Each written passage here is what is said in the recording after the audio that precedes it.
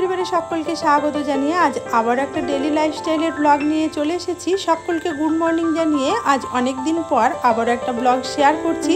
সবজি কেটে নিয়েছি, মাছ ধুয়ে নিয়েছি। এখন গরম তেলের মধ্যে মাছের মাথাগুলো দিয়ে দিচ্ছি। লবণ ও হলুদ মাখানো হয়নি, তাই সামান্য একটু লবণ ও হলুদ দিয়ে দিচ্ছি মাছের মধ্যে। মচমচে করে মাছের মাথাটা ভেজে তুলে নিয়ে বাকি মাছগুলো ভেজে নেব। মাছের মাথা দিয়ে পুঁই শাকের চচ্চড়ি রান্না করব পাঁচমিশালি সবজির সঙ্গে। আমার ছেলে মাছের মাথা দিয়ে পুঁই শাকের চচ্চড়ি খেতে চেয়েছে, তাই মাছের মাথা দিয়ে পুঁই শাকের চচ্চড়ি করব। আর এই মাছগুলোকে আমাদের এখানে সরপুঁটি বলে, কোথাও কোথাও জাপানি পুঁটিও বলে থাকে। ধনেপাতা আর টমেটো দিয়ে এই মাছের ঝোলটা রান্না করব। সকাল 8:30 থেকে ব্লগটা শুরু করলাম। রান্নাবান্না শেষ করে নিয়ে দুপুরবেলায় আর কোনো ভিডিও শ্যুট করিনি, তবে অনেক কাজই করেছিলাম। এখন সন্ধ্যাবেলায় চলে এসেছি পুজোর কেনাকাটা কি করেছি সেগুলো দেখানোর জন্য। পুজোর শপিংয়ে প্রথমেই দেখাচ্ছি ছেলের একটা পাঞ্জাবি, লাল সাদাই ওই পাঞ্জাবি, তার সঙ্গে পাজামা ছিল। যে কোনো পুজো অনুষ্ঠানে পরতে পারবে বলে পাঞ্জাবিটা নিয়ে দিয়েছি ছেলেকে। আর একটা পোশাকও নেওয়া হয়েছে, সেটা দেখানো হলো না, পরে দেখাচ্ছি। আর এটা হচ্ছে শাশুড়ির শাড়ি। শাশুড়ি মায়ের শাড়ির ভেতরের বুটিটা ভীষণই সুন্দর।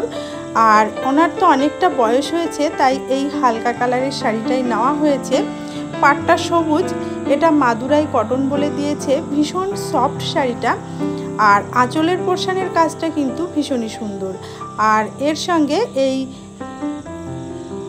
চিকনকারি কাজের সাদা ব্লাউজটা নিয়েছি। ভিতরে লাইলিন দেওয়া আছে, সেটা আরদি কাপড়ের, ভীষণই সফট এই ব্লাউজটা। আমার শাশুড়ি মা এই ধরনের ব্লাউজ পছন্দ করেন, তাই এই ব্লাউজটা দিলাম এই শাড়ির সঙ্গে পরার জন্য। বয়স অনেকটাই হয়েছে, প্রায় 75 বছরের কাছে বয়স। আর ওই যে ফিতেগুলো, ফিতে ছাড়া তো এখন ব্লাউজ হয় না, ফিতেগুলো কেটে ব্লাউজটা ফিটিং করে দিতে হবে। শাশুড়ি মায়ের পরে এবার আমি আমার একটা শান্তিপুরের তাঁত দেখাচ্ছি। কালারটা ভীষণ সোবার, ভীষণ পছন্দ হয়েছে আমার। আপনারা জানাবেন কেমন হয়েছে কালারটা। ভাবছি দুর্গাপূজার অষ্টমীর দিন এই শাড়িটা পরে অঞ্জলি দেবো। কেমন হবে, ভালো হবে না? দেখুন ভেতরের কাজগুলো কত সুন্দর। অবশ্যই এটা আঁচলের পোর্শন, ভেতরের দিকে কাজটা আরও একটু অল্প থাকবে। ভীষণ সুন্দর, আর দামটাও সাধ্যের মধ্যে। খুবই অল্প দামে এই শাড়িটা কিন্তু আমি পেয়েছি। এরপর যে শাড়িটা আমি আপনাদের দেখাচ্ছি সেটা হচ্ছে আমার মায়ের শাড়ি। শাড়িটার ভিডিওটা আগেই আমি শ্যুট করে রেখেছিলাম, কারণ শাড়িটা মাকে পাঠানো হয়ে গেছে। একেবারে হালকা ঘিয়ের উপরে এই যে ফুলগুলো দেওয়া আছে, এটা মাদুরাই কটন বলেই আমাকে দোকানদার দিয়েছে।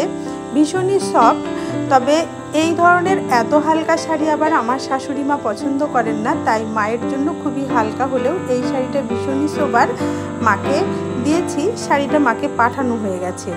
আর এবার যে শাড়িটা দেখাচ্ছি এটা হচ্ছে আমার একটা শাড়ি, সিল্কের শাড়ি। পাটটা দেখুন ভীষণ সুন্দর, আর আঁচলটা তো আরও ভীষণ সুন্দর। এই শাড়িটা হচ্ছে পৈথানি সিল্কের সঙ্গে এই ব্লাউজটা আমি কিনে নিয়েছি। ব্লাউজটা দেখুন তো কতটা সুন্দর হয়েছে, ভীষণ ম্যাচিং হয়েছে ব্লাউজটা। ব্লাউজ পিস যেটা ছিল তাতে ছোট হাতা ব্লাউজ হবে, তাই ব্লাউজ পিসটা কেটে বাদ দিয়েছি। ছোট হাতা ব্লাউজ যেহেতু আমি পরি না, সে কারণে। আর এটা একটা মাদুরাই কটন সুতির, মানে নরম ধরনের শাড়ি।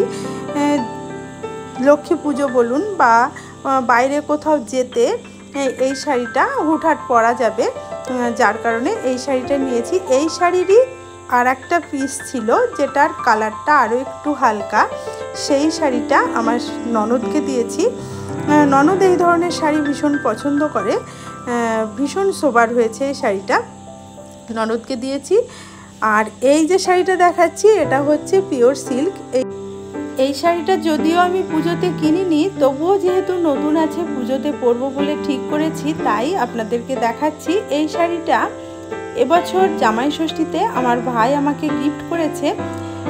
পুজোতে পরবো, তাই শাড়ির আঁচল সেলাই করে পাড় লাগিয়ে রেডি করে রাখলাম। পুজোতে বলতে দুর্গা পুজোতেও পরতে পারি, না হলে আমাদের কৃষ্ণনগরে জগদ্ধাত্রী পুজো তো ভীষণ আনন্দ হয়, সেই জগদ্ধাত্রী পুজোতেও পরতে পারি। এবার দেখাচ্ছি মেয়ের পোশাকগুলো। মেয়ের 3 সেট পোশাক হয়েছে। এটা হচ্ছে কোয়ার্ড সেট, এটা একটা পোশাক আরও 2 সেট কিনেছি। সব পোশাকগুলো যে আমি কিনে দিয়েছি এমনটা নয়, মামার বাড়ির থেকে 2 মামা এবং দিদা পোশাক কেনার জন্য টাকা দিয়েছিল, সেইগুলো এক জায়গায় করে 3 সেট পোশাক মেয়েকে কিনে দেওয়া হয়েছে। এটা হচ্ছে একটা সেট। এবার দেখাচ্ছি যে পোশাকটা, সেটা হচ্ছে সারারা বলে দোকান থেকে দিয়েছে, ভীষণ সোবার কালার আর কাজটাও ভীষণ সুন্দর। এই যে পেস্তা গ্রিন কালারের এই পোশাকটা, ওড়নাটা আর দেখালাম না, সাইড করে রাখলাম। কাজটা দেখুন আর কালারটা দেখুন, আর ফিটিংসটাও ভীষণ সুন্দর হয়েছে, মেয়ের খুব পছন্দ হয়েছে। এখন সবাই বড় হয়ে গেছে, টাকা পয়সা দিলে পারে নিজের পছন্দ মতো পোশাক বাচ্চারা কিনে নিতে পারে, সাইজের গোলমালটাও হয় না, যার কারণে সবাইকে টাকা পয়সাই পুজোর সময় দিয়ে দেওয়া হয়। যেমন আমি আমার ভাইপো ভাইজিদের টাকা পয়সা দিয়েছি। ননদের ছেলে বাইরে যেহেতু চাকরি করে, ও এখন পুজোতে আসতে পারবে না, তাই ওকেও টাকা পাঠিয়ে দিয়েছি আর ননদকে শাড়ি কিনে দিয়েছি। ননদের শাড়ি পাঠানো হয়ে গেছে, ভিডিও করা হয়নি, দেখাতে পারলাম না। মেয়ের এই পোশাকটা দেখালাম, আর মেয়ে নিয়েছে একটা টপ, এই টপটাও ভীষণ সুন্দর। আর এই যে জিন্সের এই কোয়াড সেট, এটা এই 3 সেট মেয়ের, আর ছেলের ওই যে পাঞ্জাবিটা আছে দেখলেন, আর এটা ফুল শার্ট একটা, আর ওটা হচ্ছে জিন্সের প্যান্ট। জিন্সের প্যান্টটার খুলে কি দেখাবো, জিন্সের প্যান্ট এটা ছেলের।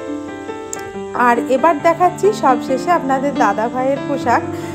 ওটা হচ্ছে 1 সেট পোশাক, আর এটা 1 সেট পোশাক। 1 সেটের মধ্যে 2টো প্যান্টও নিজে বানিয়েছে।